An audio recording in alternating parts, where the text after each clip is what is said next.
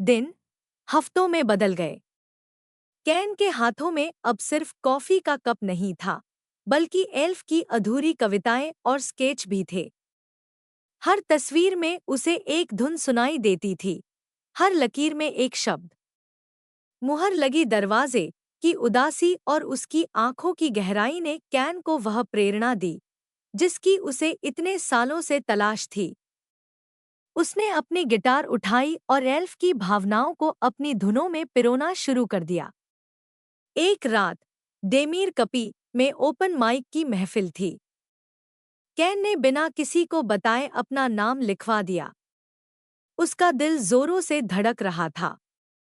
Stage पर जाते ही उसकी नजरें भीड़ में उस कोने को ढूंढने लगी जहां मुहर लगी दरवाजे हमेशा बैठती थी। लेकिन वह वहां नहीं थी। कैन को थोड़ी निराशा हुई, मगर उसने अपनी आंखें बंद की और पहला कॉर्ड बजाया।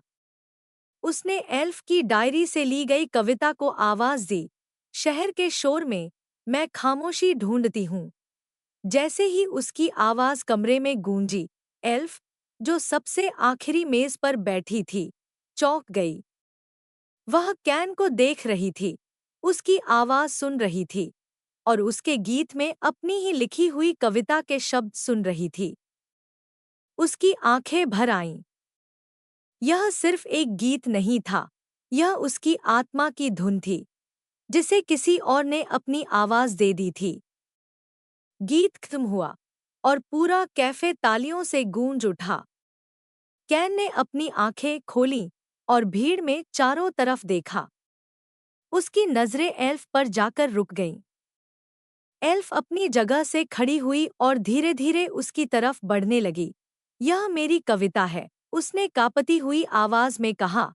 मुझे पता है, कैन ने बस इतना कहा और उसके चेहरे पर एक हल्की मुस्कान थी। आप इसे वापस लेने आई हैं? नहीं, एल्फ ने कहा। मैं इसे आवाज देने आई हूँ। उन दोनों के बीच की दूरी कम हो गई। उस रात उन्होंने घंटों बात की।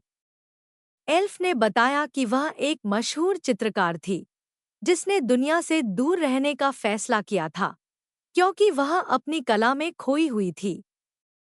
कैन ने बताया कि वह एक संगीतकार था जिसे शब्दों की तलाश थी। वे दोनों एक दूसरे को देख रहे थे और उनके दिल एक ही धुन पर बज रहे थे। वह अब सिर्फ मुहर लगी दरवाजे नहीं थी, वह एल्फ थी जिसने कैन के गीत को अपनी कहानी बना लिया था। कहानी जारी है। क्या आप आगे सुनना चाहेंगे?